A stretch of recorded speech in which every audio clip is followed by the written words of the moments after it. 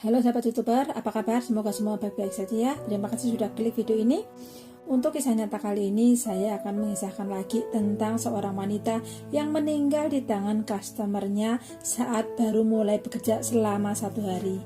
Teman-teman, kisahnya ini sangat bagus, jadi jangan lupa tolong di subscribe dan jangan lupa ditonton ya. Terima kasih.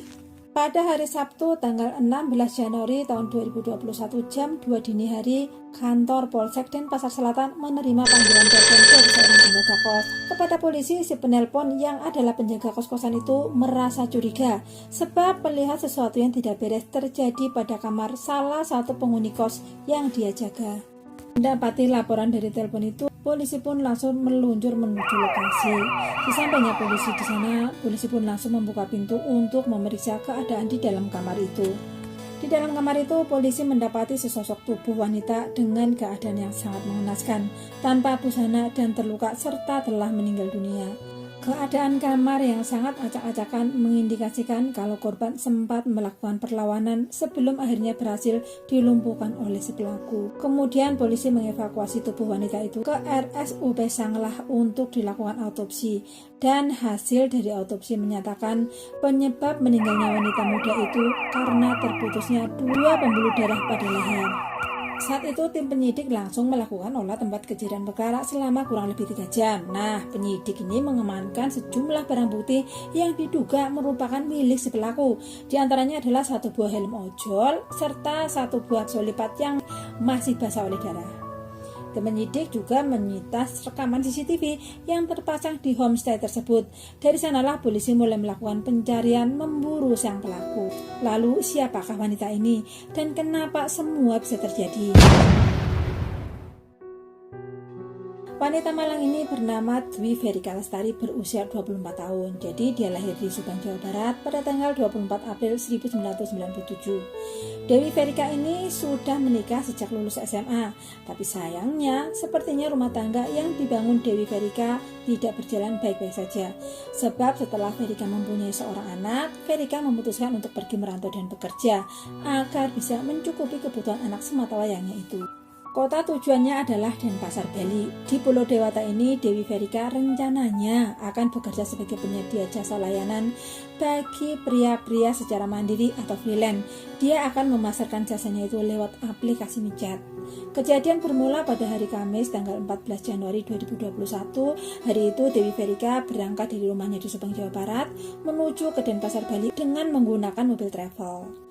Sesampainya di Pulau Bali, Dewi Verika langsung menuju rumah kos salah seorang kenalannya yang bernama Dianti, wanita yang selama ini cukup dekat dengannya.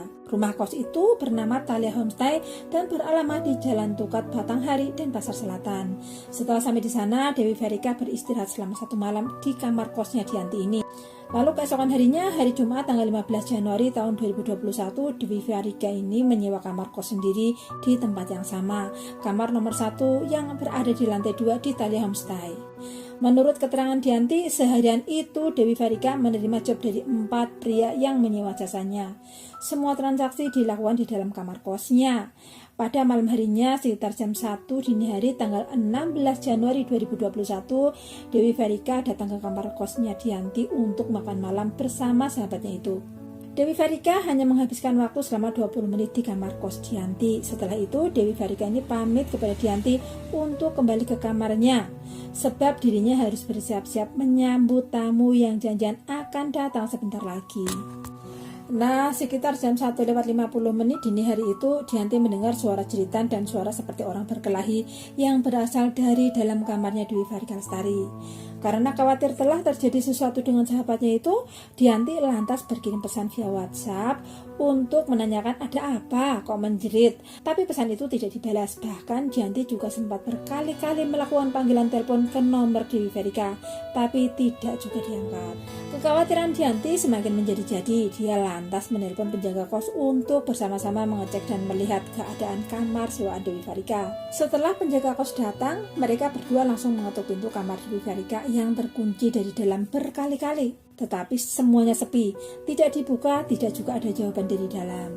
Kemudian penjaga kos pun berinisiatif mengintip dari balkon kamar sebelah, dan benar saja penjaga kos ini melihat banyak sekali darah di lantai kamar milik Dwi Verika, dan pintu belakang balkon kamar itu pun dalam keadaan terbuka. Saat itu juga Dianti dan penjaga kos ini langsung menghubungi kantor Polsek Denpasar Selatan untuk melaporkan temuannya itu. Tidak lama kemudian pihak polisi pun datang untuk membuka pintu dan melakukan penyelidikan.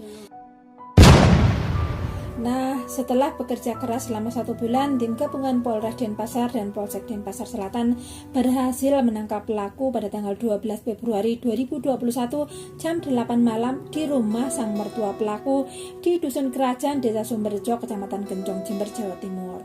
Polisi juga berhasil menyita sejumlah barang bukti yang dipakai pelaku saat beraksi, di antaranya adalah sebuah sajam kerambit, sandal hitam, sepeda motor, jaket berwarna merah, serta helm ojek online.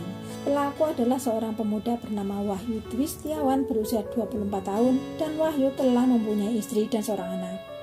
Dirinya juga adalah seorang residivis kasus pencurian yang belum lama terbebas setelah menjalani hukuman penjara selama 9 bulan di Lapas Jember, Jawa Timur. Wahyu pun kemudian dibawa ke Polres Denpasar, Bali untuk diminta keterangan lebih lanjut. Di dalam interogasinya, Wahyu mengaku kalau dirinya melakukan aksinya dengan perencanaan yang matang. Kepada polisi, Wahyu bercerita kalau dirinya sempat mendaftar sebagai driver ojek online tapi tidak menjalani pekerjaannya itu, sebab Wahyu lebih memilih untuk bekerja di sebuah toko bahan bangunan dan tinggal di kos-kosan yang berlokasi di Jalan Pulokawi, Denpasar.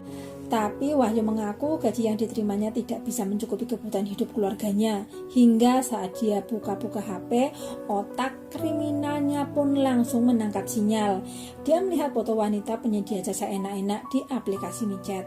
Otak ngeres dan jahatnya pun kambuh. Dia lantas menghubungi nomor HP wanita itu, lalu si wanita ini meminta bayaran 1 juta untuk jasanya, tapi ditawar oleh Wahyu 700.000 dan deal, wanita itu bersedia. Wahyu yang sebenarnya saat itu sama sekali tidak mempunyai uang, menaiki motornya dan membawa besok kerambit untuk berjaga-jaga menuju ke tempat kos si wanita, dan wanita itu adalah Dwi Verika Lestari. Wahyu yang saat itu tidak memakai alas kaki sempat berhenti selama 30 menit di ujung jalan dekat kos-kosannya Dwi Verika Lestari. Tapi kemudian Wahyu menitipkan sepeda motornya di sebuah warung yang letaknya cukup jauh dari tempat kosnya Dwi Verika, lantas berjalan kaki dengan mantap menuju kos-kosan itu.